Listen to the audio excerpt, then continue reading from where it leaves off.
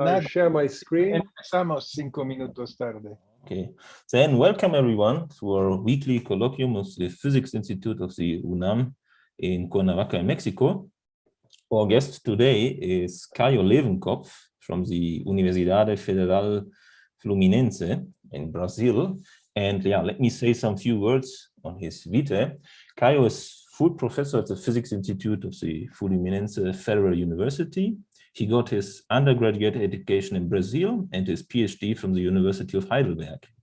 He was a postdoctoral fellow at the Max Planck Institute in Heidelberg, National Superconducting Cyclotron Laboratory in the United States, and the University of Washington.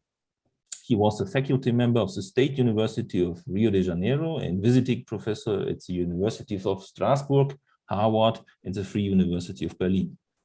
Among other appointments, Caio was the scientific director of the National Nanoscience and Nanotechnology Laboratory and vice president of the Brazilian Physical Society. He develops research in theoretical condensed matter with an emphasis on mesoscopic system, quantum electronic transport, topological insulators, and properties of two-dimensional materials. Caio visited Mexico several times, mainly at the Centro Internacional de Ciencias in Cuernavaca, and has long-time academic relationships with Thomas Seligman and Pierre Mello, and wrote papers with Rafael Mendez and Moises Martinez on fluctuations in mesoscopic systems.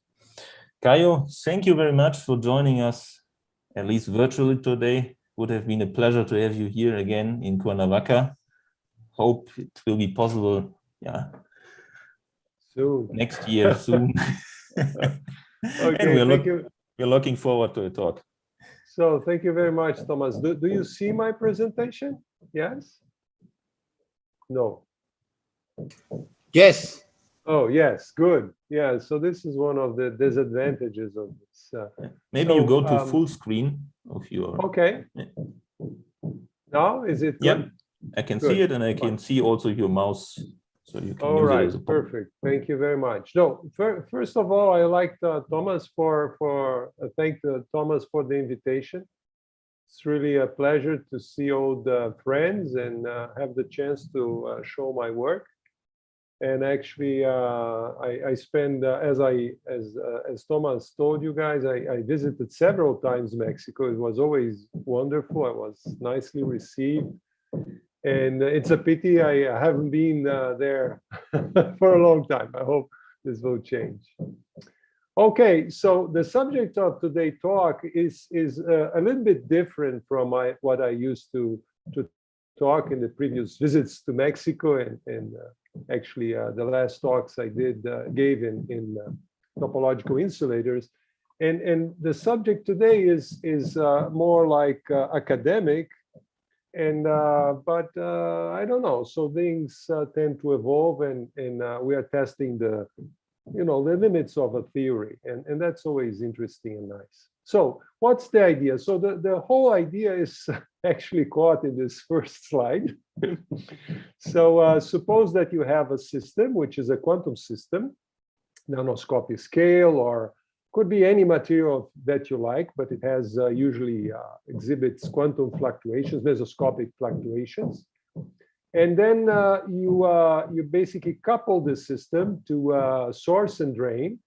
And your source could be a hot reservoir or a reservoir with a large chemical potential, and here a cool reservoir, or you can play both ways. And so you drive a current through the system, and by applying this thing. And so the system is out of equilibrium. Depending on the system, you cannot really avoid. It will be a many-body problem. Depending on the system, you can use standard approximations like mean field. But the question is, what is the entropy production? So you have a system out of equilibrium. And it's a meaningful question to ask. What is the rate of entropy production that you have in such a process, right? And in what quantity? How can you compute that? What are the main features? What is the physics behind? And this is basically what I'm going to talk about today. Okay, so so this is one thing since it's a colloquium, it's one of these things you like to show, because this is actually happening, right? So people are making engines smaller and smaller, and we do know that a big deal of physics is due to classical or thermodynamics, and has to do with heat engines. This is one of the key applications of the 18th century, if you wish.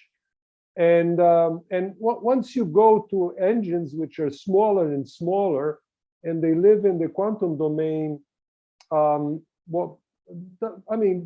does this laws really hold? You know, like these are laws that they were envisaged in classical thermodynamics, and now we are dealing with something which is quite different. And this is a meaningful question to ask, right? So the challenges that we're going to face. So the field is quite hot, right? So basically, I listed some of the problems that people are really are currently investigating. One of the hot topics is thermalization. And so people are trying to understand when and how isolated quantum systems thermalize, and how does it go.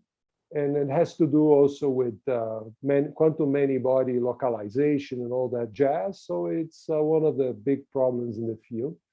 The other is, well, you're dealing with quantum fluctuations and the small systems. So how do you quantify these fluctuations in a thermodynamical quantities, or how do you get along, right? So these are not systems that fulfill the thermodynamical limit of large n. So there are some people, including here in Brazil, that are interested in entropy and time error. I won't be talking about error of time. I'll be talking about entropy. And then there is a connection between thermodynamics at this quantum realm and quantum information. And this I'll talk a little bit in this presentation. And ultimately, people are interested in the efficiency of quantum heat engines and devices, and if this is a meaningful question to ask at all. But as a matter of fact, people are doing experiments in optomechanical devices, photovoltaics, and they do see things in small systems, and they see these things pose interesting questions and want to address them, right?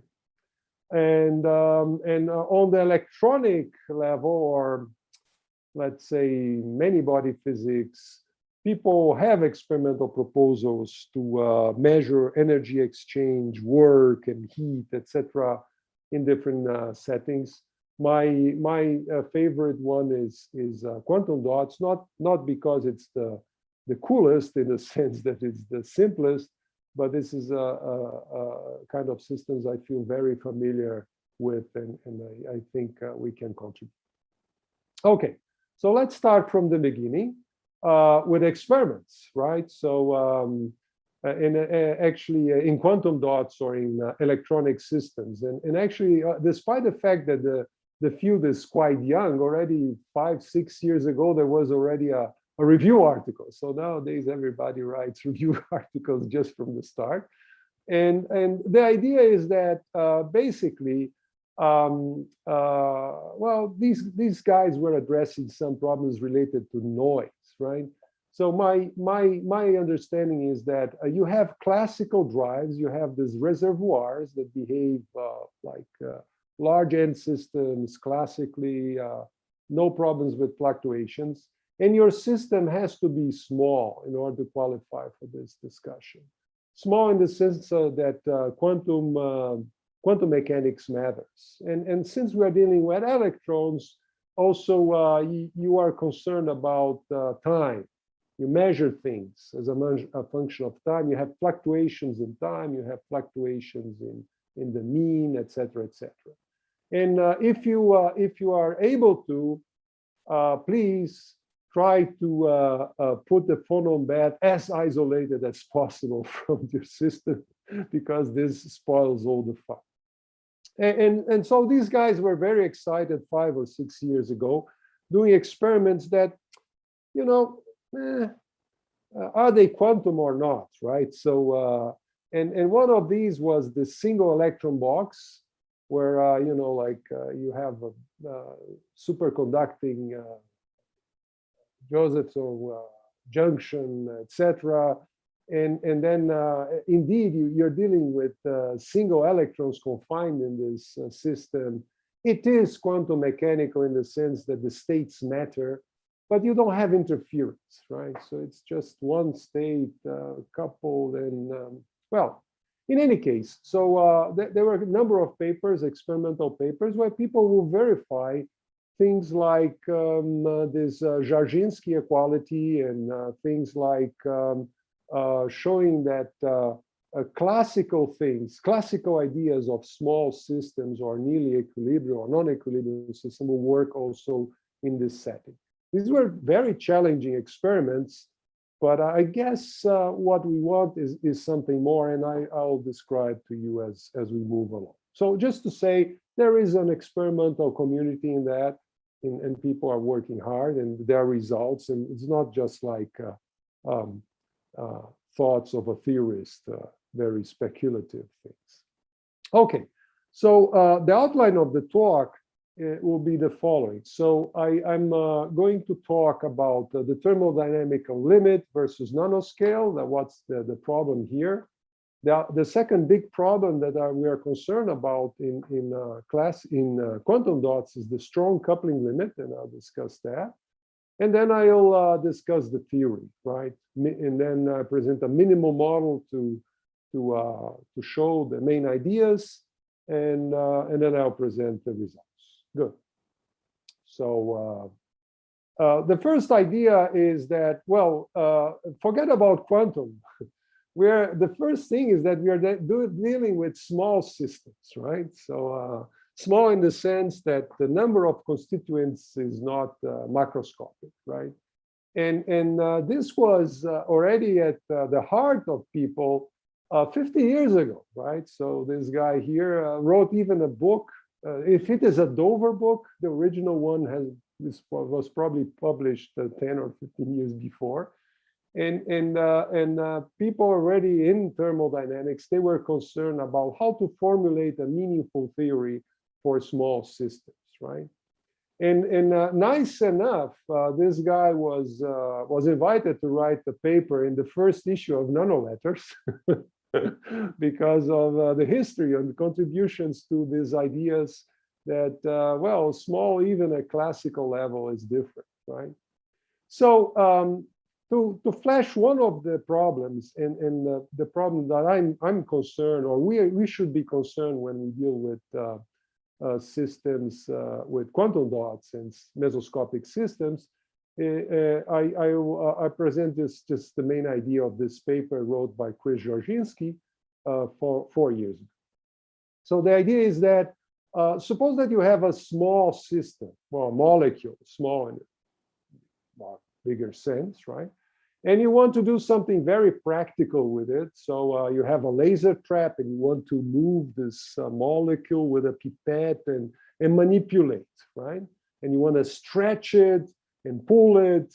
And then one of the questions you want to understand is what is the work you are doing this upon this molecule, and what is the energy transfer, the dissipation, and all that, right? And then you are very, very fast, you land in the following very simple problem, right? So you have a system, which is your molecule, and you have the environment, and you have the coupling, right? And the coupling between the system and the environment is basically affects very, very few constituents of your system. But the number of constituents of the system is already small. And so the question is, how do you do a meaningful partition of that, right? So what is the energy contained in the system, the energy contained here in the system, what is the energy contained in the environment, and what is the energy contained in the coupling, right? So depending on how you do this partition, you end up with different results. And this is one of the problems of strongly coupled systems, right? Small systems. And this is, we'll come back to that in our quantum case. right?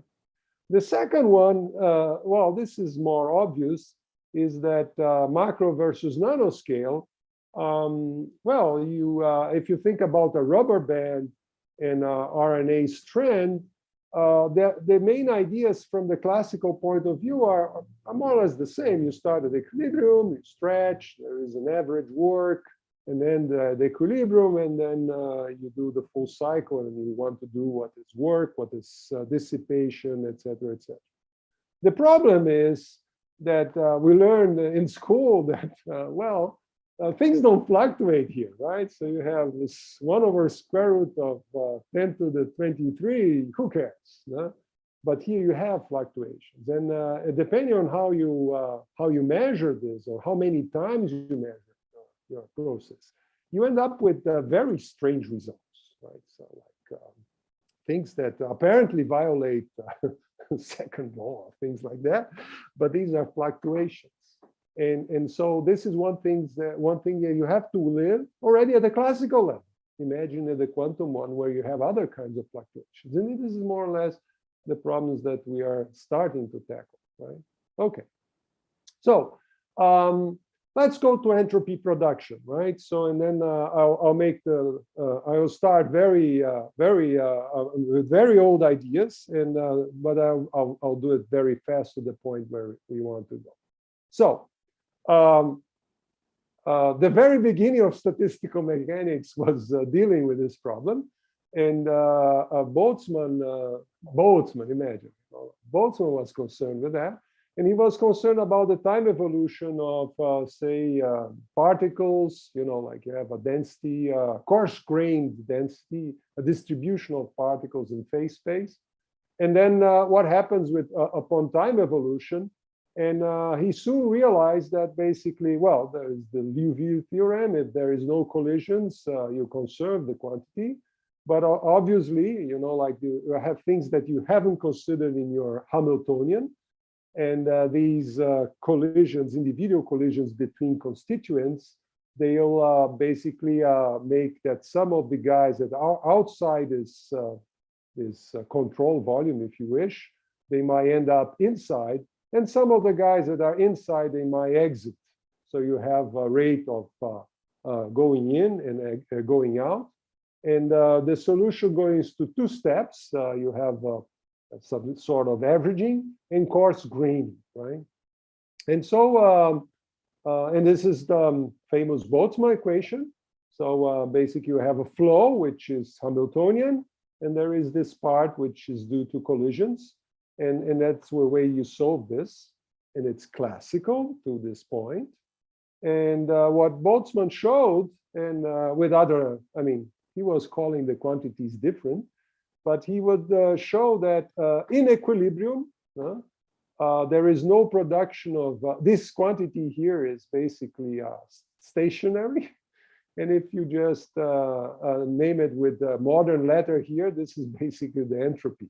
So if you are out of equilibrium, you are producing entropy. And this guy here will eventually, if you start with any kind of distribution, then eventually you end up at the equilibrium distribution due to this two particle collisions.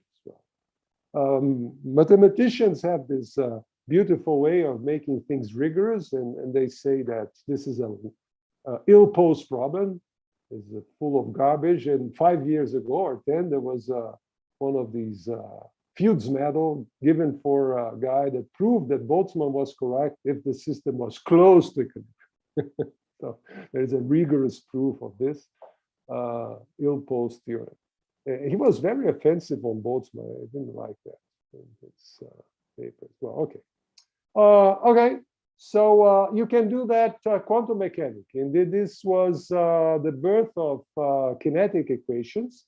And this was in the 60s and 70s mostly, where people start dealing with Green's functions and taking the classical, semi-classical limit, and they were able to tackle what was the entropy production in a system out of equilibrium, right? So you start with the Green's function, you do a Wigner transform, and then you blur the phase space, and eventually you end up with a quantity which is semi-classical, and you can actually compute the entropy production in a system which, in a transport problem, or in a system driven out of equilibrium and things like that, a quantum system in the bulk in a semi-classical way.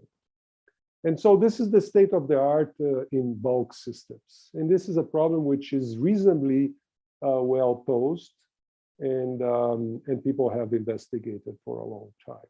So you are able to define what is a local entropy density, quantities like that, depending on the distribution of particles. This will be phi as a distribution of particles in phase space, if you wish.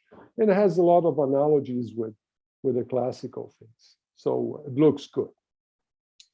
Now, our problem is this one, right? This is the things we're going to discuss. We have a system which is, say, confined electronic systems. Electrons can be injected in one terminal, and they exit at the other one. This injection is due to bias or some non-equilibrium process. And we all further assume that the system is quantum coherent. So there is the dephasing rate is such that electrons don't dephase while they move inside the system. And what's the problem then? The problem is here, right? So suppose I introduce some sort of partition, right? And the partition says, okay, this is very naive, but it illustrates what's the problem. So I have no problems defining what are the reservoirs or the environment, because they're large. So I don't care about small details here, the interface. But then what should I take as the coupling region, right? And what should I take as the system? If I make a mistake of 10% here and 10%, it's very fast, very soon, the results will depend on the nature of my partition. So I should avoid that. In particular, if there is a large energy here contained in the coupling. So if the system is weakly coupled, I don't care. So no problem. But if the system is strongly coupled, then this is a problem, a meaningful partition. And this is the way we treat these problems. That's the thing. So just to flash you the idea of general theory, if one of the dots is wide open and you measure the conductance in arbitrary units, well, then as a function of chemical potential, magnetic field, you see a curve like that, seems a noisy curve, but it's not really noise. It's due to interference. You can measure today, tomorrow, another day. It's there, right? It's a characteristic of your system. So this is typical mesoscopic fluctuations. If on the other hand, you go to the weak tunneling, the very other end here, then what happens is that you have a system of n electrons. In order to put another electron inside, you have to pay a price, a capacitive price, right? And so this is the kind of problems that Thomas' brother is very interested in. Far more sophisticated than what I'm telling you, but these are the problems that are related to quantum dots at the Coulomb blockade, right? And in the intermediate region is a very complicated problem from the point of view of quantum mechanics. It's because you don't have a scale to do perturbation theory. You don't have a scale to start with. All the scales compete with each other, and as a matter of fact, the system exhibits what we call strong correlations, and this is the so-called Kondo regime, right? So basically that's it. This problem of open dots is, from the point of view of stationary transport, trivial, right? So you write down, solve for a long time. This problem is a little bit harder, Coulomb blockade. This is from the point of view of quantum mechanics, the hardest for condensed matter physics. However, if you think about entropy production and in thermodynamical quantities, this guy is in a strong regime, and this is in the weak coupling regime. So this is a simple problem, and this is a hard one. So there is a competition between them. So the minimal model for discussing the strong coupling, and this is really minimal, right? So is if I consider a single resonance, right? I have a reservoir here, I have a quantum dot with a single resonance. This is highly, well, this is highly arbitrary and simplified, but this is good for us to discuss several of the ideas I'm talking about, and then we can generalize, right? And then you can do mean things to it. You can actually shake the system, make this resonance go up and down by electrostatic gates, gating, and actually play with these couplings experimentally. So not only for, I mean, the simplification is take a single resonance, right? And the Hamiltonian is this one, the general Hamiltonian. You introduce a partition, right? So, well, how it goes. There is the internal region, very obvious, the resonance. There is the coupling, very obvious, the coupling between the resonance and the reservoirs. And in the internal region, you can even think that this guy is interacting or not. And there is the bath, which is also simple. In this talk, we are neglecting interactions. So next year, if I'm invited, I can tell you about interactions. And then there is a lot of literature here, and people are trying to solve this problem of strong and weak coupling, right? And I wrote a small paper on that several years ago, and that drove some attention to the point that this partition or partition-free approaches, they give the same results for electronic time-dependent transport. I'm speaking about currents, electronic currents, but not the thermodynamical properties. For thermal transport, it's quite different. And so there are many different things on that. One of that I find nice is this paper by Liliana Rachea, David Sanchez, and Moskalets, the guy from Poland. And basically they following let's say a democratic tradition, they decided to split the coupling half in the environment and half in the system, and they explored the ways of doing this partition and what kind of different results you get, right? And they showed that under certain circumstances, if you have half and half, it seems that you don't violate any major physical law, and things seem to be okay, right? And this was the conclusion there. However, if you look at the fluctuations, that's too bad. then fluctuations depends very hard, very strong on how you make the splitting. And so this is not a theory. This is not a good theory, because you cannot predict anything about fluctuations. No? And this was nicely discussed by these guys here. Anton Bruch was a student by Felix von Oppen, and we collaborated in several papers. Okay, so that's the story. So strong coupling in thermal transport is a problem. So, and what is the solution? And this is the solution we came up. Actually, Anton, myself, and Felix, and that we actually took not a shortcut. We just took a detour. So we consider a formulation of transport that doesn't contain the coupling. And this formulation is a very famous one. It's Landauer-Bu approach. So the idea is that if you write Green's functions and try to approach the problem from equations of motion or any other kind of theory that starts from the operators themselves, you end up with problems. The only way to bypass them is to consider this setting, where basically you measure very far from the system what is the final outcome of the bias or the temperature gradient that you apply.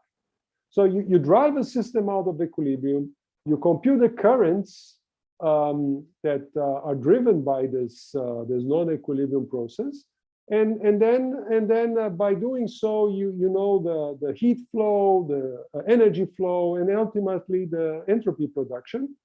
And that's very, and the beauty of the Landauer-Bu approach is that this is very close to what people do in experiments. They measure things far away from this, right? And this is why this approach was so popular right away with the experimentalists, right? So the idea is that you consider asymptotic states, and all these details about coupling, they don't matter. They are inside this big dashed circle, right? The problem is that you have to be a little bit careful on where you consider as asymptotic states, because all this considered coherent phase propagation in the internal region. So you cannot really exceed L5, the coherence. But other than that, that's fine. And so that's the idea. So this is the project we pushed forward. And well, let's skip that. And we actually can do that for non-equilibrium stationary states, mass, right? And we can also do it for time for driven systems. And so that's the second part of the story. So if you consider stationary states, then eventually you have to also recover the limits when the systems are big, right? So the limits of thermoelectrics, right? So your theory has to make a bridge over two, and eventually the correct limit should be recovered. And so if you think about thermoelectrics, then in very rough terms, basically the entropy production has to equate with the current, the heat current, and the current, the particle current. So these are the electrons that flow without, here we don't put the charge, and this is the heat that flows through the system. And that gives you the entropy production. It doesn't tell you where does it come from or the ultimate physical process associated with, but it allows you to establish this connection between the entropy production in a non-equilibrium system driven by thermal gradient and chemical temperature, chemical potential gradient. It allows you to equate that with that. So these are the forces, and these are the responses. So well, you can do it further. You can consider a generic kind of drive, right? So, for instance, here you can put the chemical potential, temperature. You can put more. Eventually, if you envisage spin systems and other kinds of injections, and eventually you have a full matrix, which in linear response also has to follow Onsager's laws. Onsager relation, sorry, right? And that's basically, if you want to do a microscopic theory, eventually you should get into that for the average entropy production, right? And on the other hand, you can also think about more, fundamental way of formulating this question. And for instance, this was done in 10 years ago already by Esposito and these guys. And they were thinking about, okay, so what if I prepare a system here and I let it evolve and equilibrate with some reservoir as a function of time? What is the entropy production if of this rate of flow of entropy between the two of them? And these guys are doing, like very simple arguments based on statistical mechanics and quantum mechanics. They arrive to an entropy production that has to do with this guy here, which is the relative entropy between the two. And it's a measure of how entangled these systems are, the entanglement evolution of these systems. So in a sense, it tells you that from the quantum mechanical point of view, it's the quantum information associated to these channels and how the systems are, inextricably coupled with time, and this generates this entropy. And so that gives you the idea that in a quantum dot, things should be somewhat the same, right? And that's what we try to show. And so, well, this is, sorry for the long equations, but this is how you formulate this Landauer-Bu approach in quantum mechanics in a fancy way. You write the fields and you write the currents as a function of these fields, et cetera, et cetera. And after some boring algebra, you define a scattering matrix, which depends on, it's a funny scattering matrix because it depends on 2 times, right? But at the end of the day, for multi-terminals, the most generic situation, you end up with an expression of for the current of particles, and you could also put here an energy and write the energy current. That depends on transmission coefficients, the properties of the S matrix, and on the distributions, equilibrium distributions at the 2 or more reservoirs that the system is coupled to. Okay, so and that's the thing. So you can start with a microscopic theory for your system, knowing the Hamiltonian, the states, et cetera, and by the solve the S matrix, and by the end of the day, you have a relation for the currents. And you can do it in the entropy production. Then is basically well, you copy the formula of the text and this with the logs, etc. And it has a very simple appearance. It's again the transmission coefficients. Here I put the fancy the spin of the electron and the equilibrium distributions and this guy here.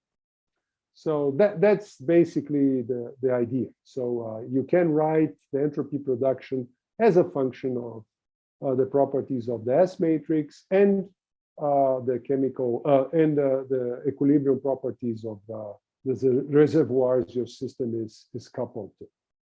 Okay, so this is stationary, right? And actually, we spent a big deal trying to let's say, translate this formula into the formula written by these guys with information entropy.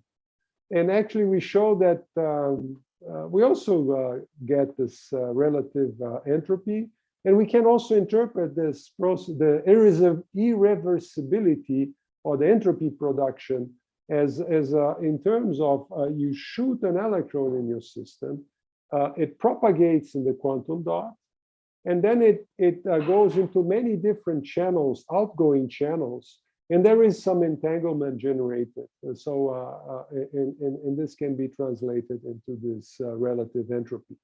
And so we can show that our result is exactly the same as these guys' results for a setting with no, they have only one contact. Here we have a real system flowing out of equilibrium. And we are working now on generalizations to find very interesting results concerning the distribution. So we can show that, for instance, the average entropy production follows all the standard expectations from classical thermodynamics. We show that second law, things like that. But we are dealing with small systems. What about distributions, fluctuations? How, I mean, how sensitive are the higher moments to that? And this is the kind of investigation we are currently on.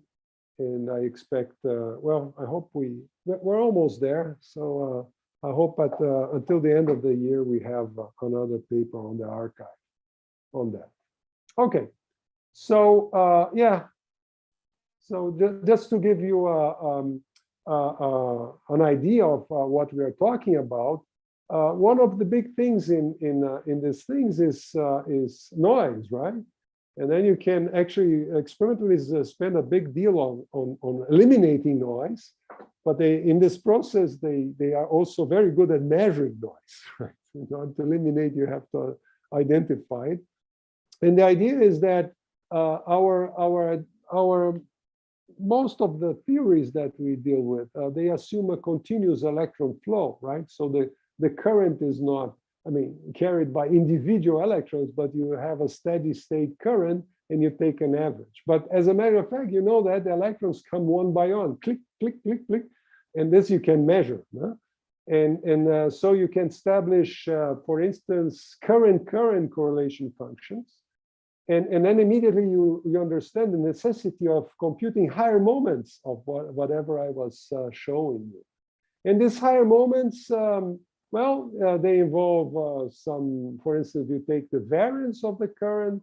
There is a trivial part, which is a one-point function, but then you have these guys which involve products of transmission matrices and other things. And this was, in another context, was nicely discussed by Levitov in a seminal paper when I was a student, or looking at that. But here it comes in a different way, because you can mix current with particle and lots of different new things, things that they were not interested in come up and require some generalization. And one of the interesting things to check is, there were these guys that came up with a thing called thermodynamical uncertain relations, and they found these relations between the variance of the current squared, the entropy production, to be bound, right?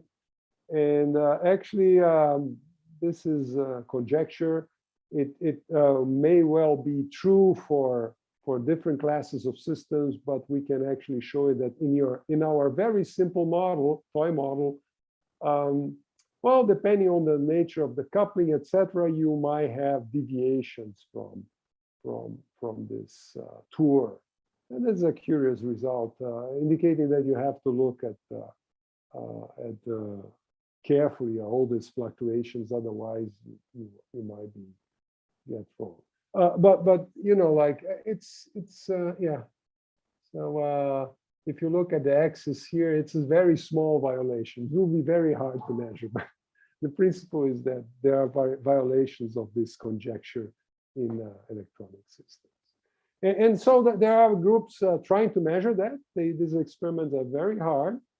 And I hope we learn something from them soon, because it's very hard to decouple all the sources of heat production, noise, etc., in the system, and to just pin down to whatever is the system of interest. And to conclude in very quickly, I would also like to discuss this part, which is a little bit older. I think it's the most exciting one, but it's a little bit older. We put a paper some years ago out, and it's the non-equilibrium dynamical systems. No?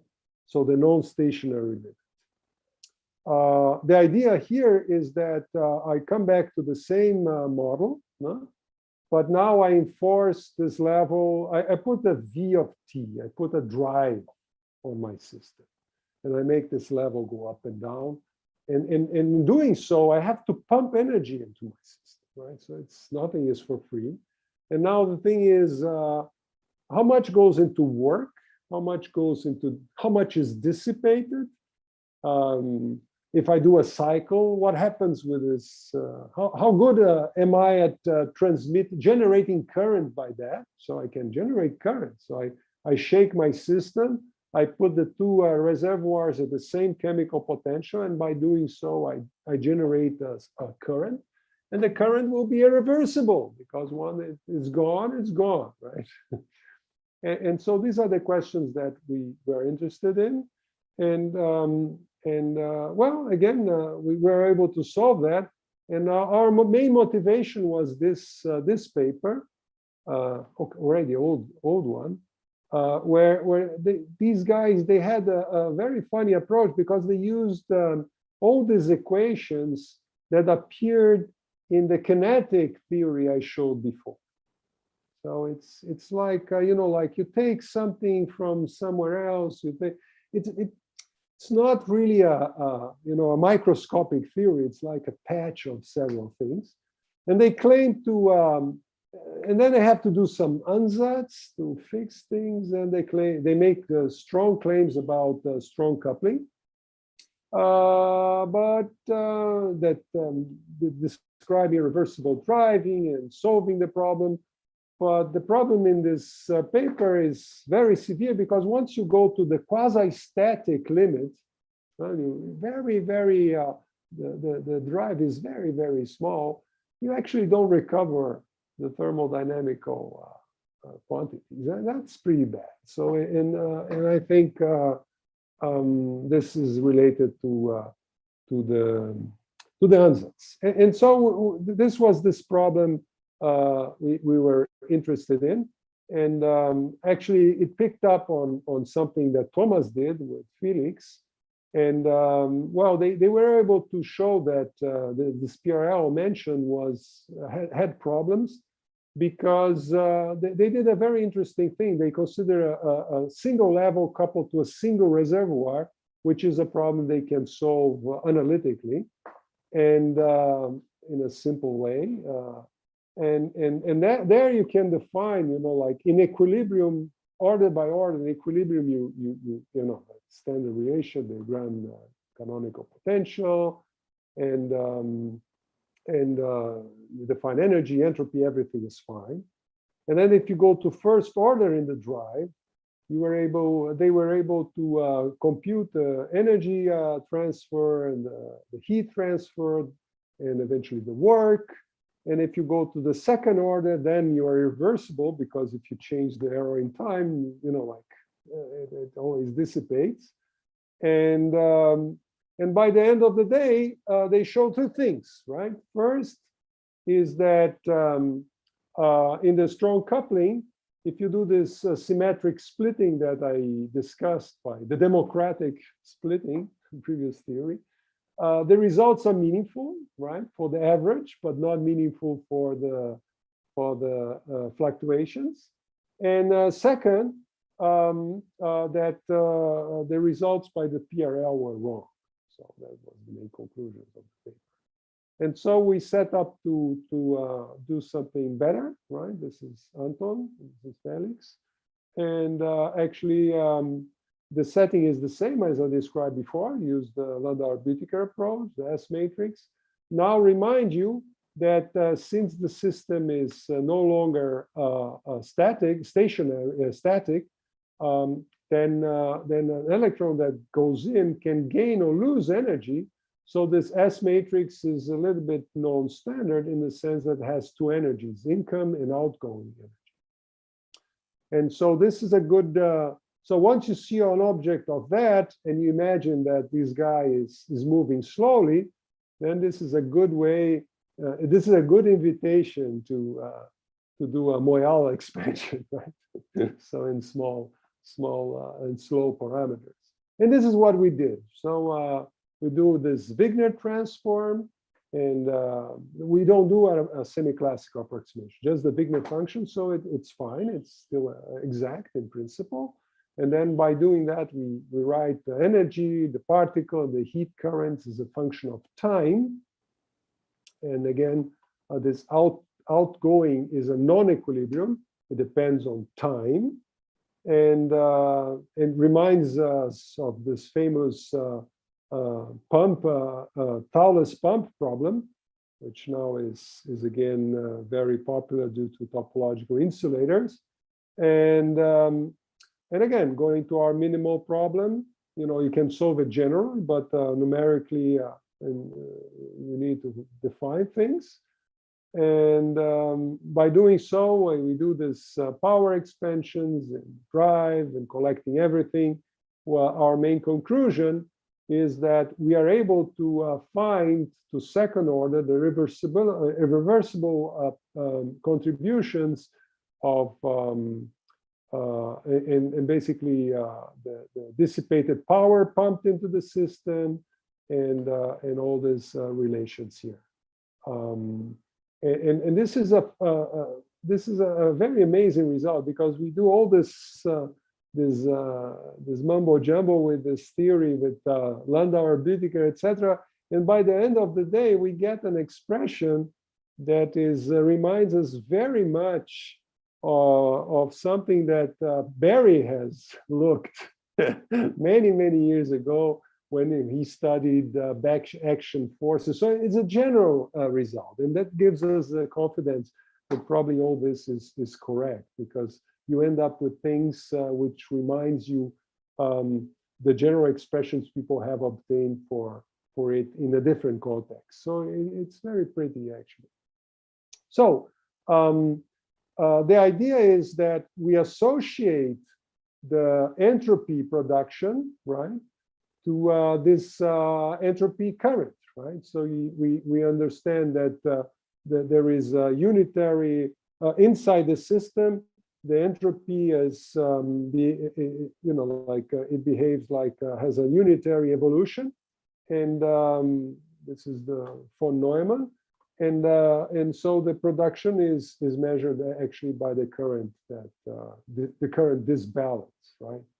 And that's it. So we're in a process like that, where you put the two chemical potentials at the same level, and temperatures at the same level in the two terminal experiment, and you drive your level, then you generate entropy by this pumping and by this dissipation of power that the system, the resistance, the friction of your system against this pulling and pushing.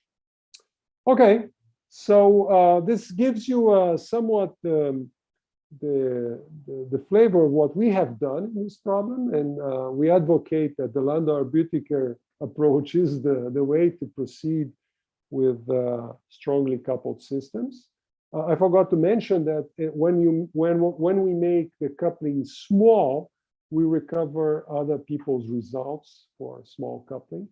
So it's general.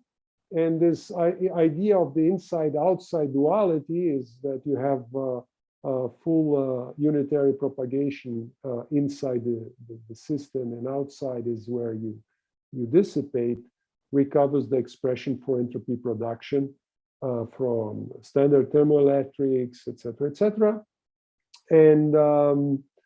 And what we are going to investigate now, and I think this is more interesting, actually, the next step, is fluctuations, right? So since average values seem to behave nicely, right?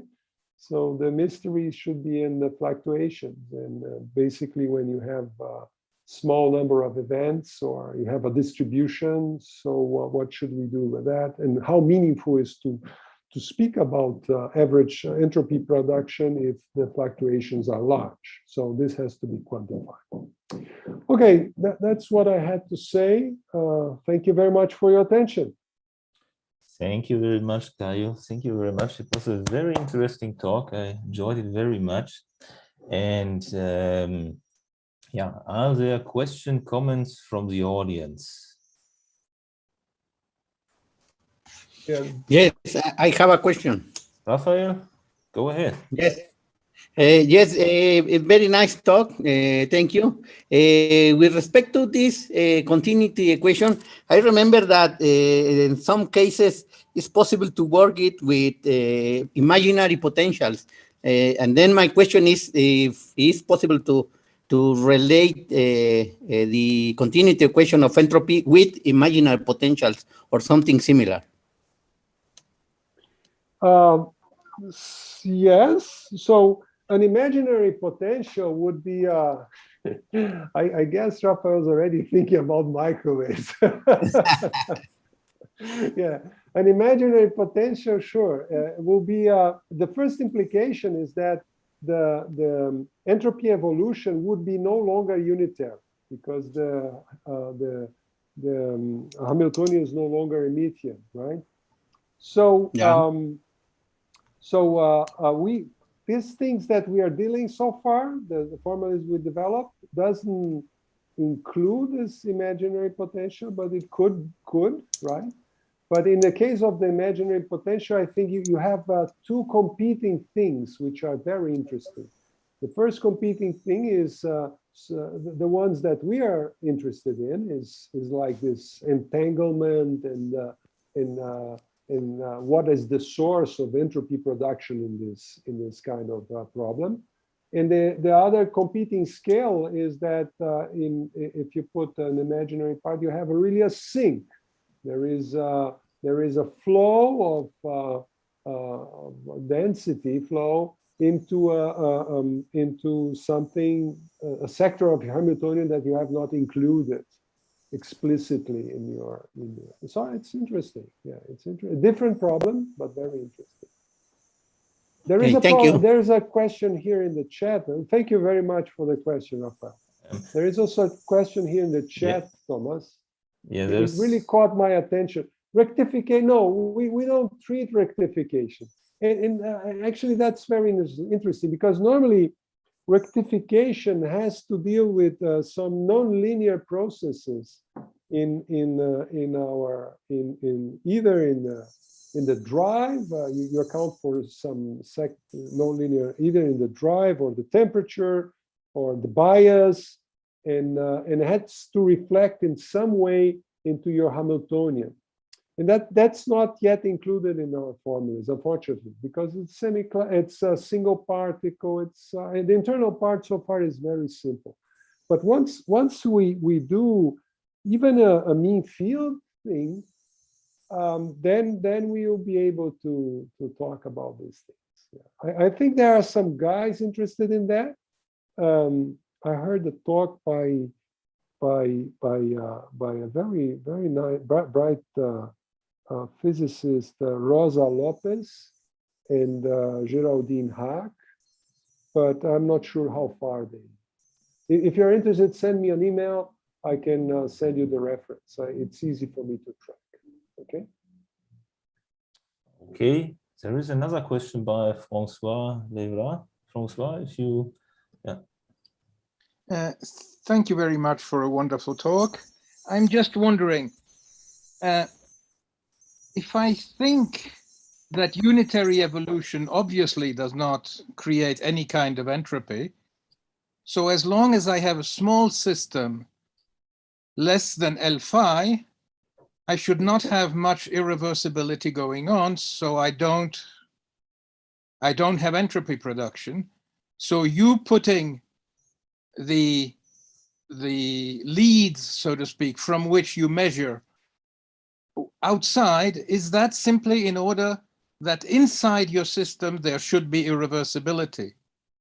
In a way, you are correct. Yeah, in a way, you are correct. I was trying to find. So just for the people that are not following this. So if I use this expression, for instance, for the entropy, right? And I know that Yes. You know, the density matrix evolves like that. Then by the end of the day, Exactly. well, what do I do with that, right? And Francois mentioned actually. I mean, this is a problem for entropy production, also solution, and that's what Francois was mentioning. So once I include the leads, right? So at some point, I associate this this entropy production to what happens in these leads, right? So something has to happen there. But then I can trace back, and that's the thing. I mean, okay, so there I have dissipative problems, things relax there, but there should be something inside that drives this current, right? And so what we found is that if you consider a closed system, right? So this is again a trace class system, so it has to be fine. Once you consider an open system, then in the leads, then all these naive ideas, they could be a little bit catchy, right? So an isolated system, fine. But once you couple it, it's open. You have to deal with a continuum. You have to deal with things like you don't have so much control. And then all this is valid if your Hamiltonian contains the whole universe and things like that. So this is no good. So it's a problem and a solution. I think Francois actually summarized better than I did now because I carried on with these ideas. But in summary, so you have a small system and isolate. Obviously, there is no entropy production. Once you couple it, then eventually, and you have a drive, eventually the electrons will relax at the reservoirs. How do you translate this into the internal region? So this entropy production has to be produced somewhere. And this is the way we do it, right? So by considering that entropy of the whole universe is constant, dissipated at the leads, and internal is that. Well, I mean, I'm not sure. I mean, when you say entropy must be produced somewhere, after all, probably entropy is somehow related to entanglement. So over a scale that is not too large, there's no reason really to expect that you could be able to localize entropy production. I mean, to say this atom produced the entropy is always wrong. You're okay. So perfect. So it has. Okay, let's go on. So it is produced in this dashed line. Okay. Exactly. So So it's a law. You have to make it sufficiently large. Yeah. Correct. Okay. Correct. So thank you very much. Good point. Good point. Good point. Okay, thank you very much. Are there further comments, questions from the audience? I may have a question related with the question by Raphael and Francois. So you said you have coherent phase propagation. Mm-hmm. How about including, so Raphael mentions this imaginary potentials, but there are also other models, maybe more controlled, like this Ttiker model of virtual probes. And, voltage probe model, yes. Yeah. For example, data has also some models for decoherence in these systems. And have you thought of including this? I'm working on that, actually. With the Ttiker probe model? Ttiker. I'm more familiar with the Ttiker one. So the Ttiker one, not only that I'm more familiar, the Ttiker one offers itself very nicely for that because since this approach is the Landauer approach, it's very easy to generalize for the Ttiker. Yes. And so the thing is, what is the current status of this investigation? The current status is yes. The two things we want to. Okay, two things. In the cases we study, we find that the entropy production is larger, including the voltage probes. And that's not unexpected. And the other result is also not unexpected. The entropy production fluctuations, the higher moments, are also smaller. So the current status is that we can show that for this thing for a number of systems, toy models, right? Mm-hmm. But we weren't able to show that analytically in general. So you don't have we couldn't really find a way to prove that so far. So and we have failed miserably. I mean, over the last months, and this has prevented us to put to finish this project. If we do that, I think it's a very nice paper, really nice because it contributes and it's, it's nothing unexpected, but it's nice because it shows you that all these things are consistent, etc. But so far we have only, it's not even numerics. Some of these things you can compute for simply, but we want to do something more general, and we have failed so far. But Okay. thank you for the question. Yeah, so. Thank you So very much. it's, the idea actually is simple, and I think many people already had, you know, tried, etc. But to get a real nice final result on that is a little bit tricky. So that's the step. I really like these models from data which he published with Golisade Mojarrad, creo que.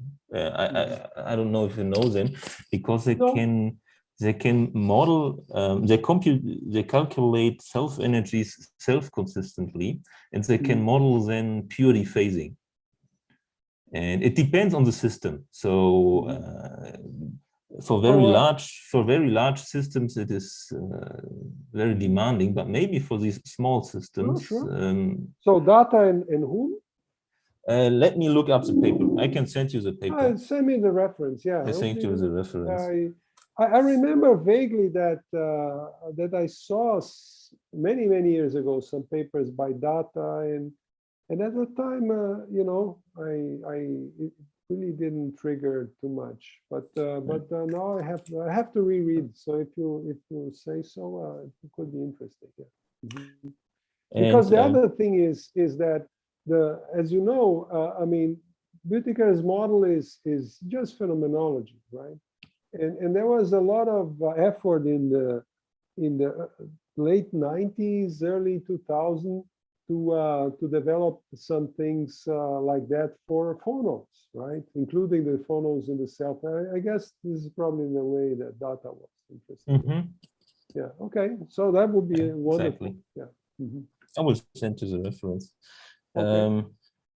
Another short question: can you show me again the equation with for the entropy production? Stationary. Maybe before the stationary. Here. I think this one exactly. Yeah. What is the index sigma? This was my. Oh, this is preposterous. This is a spin. Oh, okay. Because we're at some point we're interested in spin. Also. Okay. Yeah. Perfectly fine. Okay, this was. Otherwise, it would be a 2 here. Yeah. It's completely clear. And so we actually stumbled in a question which is unclear for us, because, for instance, all this is based on you know, chemical potentials, etc. And for instance, if you have a spintronics and you have something that happens inside your system where the two populations of spin behave differently, then there should be some entropy associated with that. And this formula does look very suspicious. So this is a point I want to discuss later on. Yeah. Well, looking again at this equation, T alpha. This is a temperature of which part of the system? This is the temperature of the alpha reservoir, and this is the and you sum over all the reservoirs, and they have a well-defined temperature. Yeah.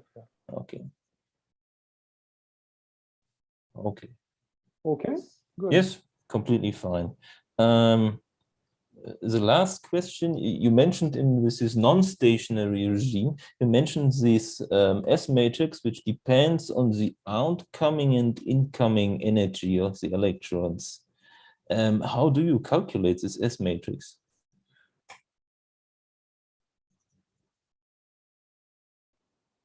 Here, right? Yeah. Yes. So actually, we don't. We calculate as here. So you can do this guy here. You can expand in powers. Okay. So actually, this is a paper which was done many years ago by Felix and a student of his. And if you suppose that the drive is very slow, this is an expression here, A and B.